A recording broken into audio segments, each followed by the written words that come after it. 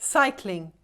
Cycling is a favorite sport of mine and of former runners. In fact, some runners recommend alternating biking with running to give the body's joints an opportunity to recover from the pounding. But for someone with misaligned joints, all cycling does is postpone the onset of pain.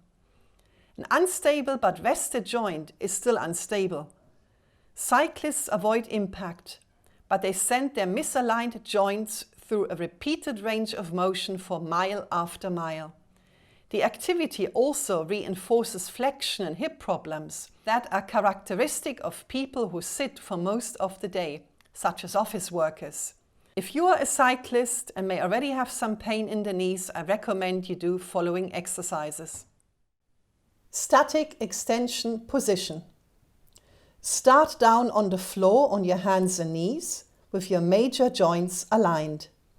The shoulders should be directly above the elbows and wrists. The hips should be directly above the knees. Hands should be placed shoulder width apart, palms flat with fingers pointed straight ahead. Arms must remain straight, elbows locked. Walk your hands about 6 inches forward and then move your upper body forward so that your shoulders are again above your hands. But now your hips are forward of your knees about 6 inches. Relax your lower back, allowing it to arch with the movement coming from the tilt of your pelvis. Collapse your shoulder blades together and drop your head down.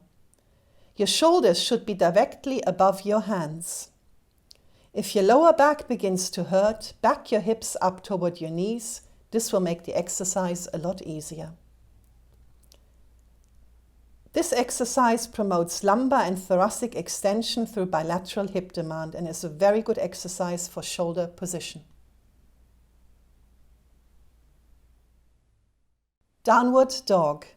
Start on your hands and knees. The hands should be directly below your shoulders. The knees should be in line with your hips. Pull your toes under to grip and proceed to lift your knees off the floor into the piked position.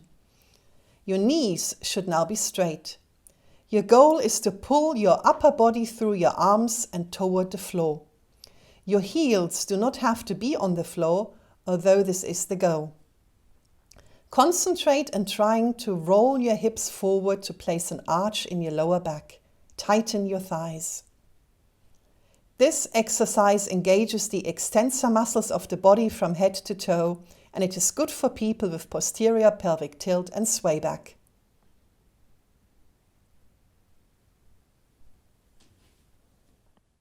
This situation produces enormous stress on joints that are unstable to begin with. To help your knees, do following exercises. Sitting knee pillow squeezes. Sit in a chair with a pillow between your knees and your pelvis rolled forward to place an arch in your lower back.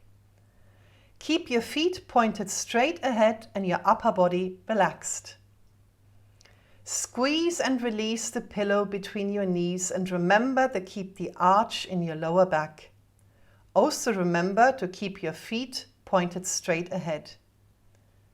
This exercise promotes bilateral pelvic extension and encourages pelvic stability. Squeeze and release.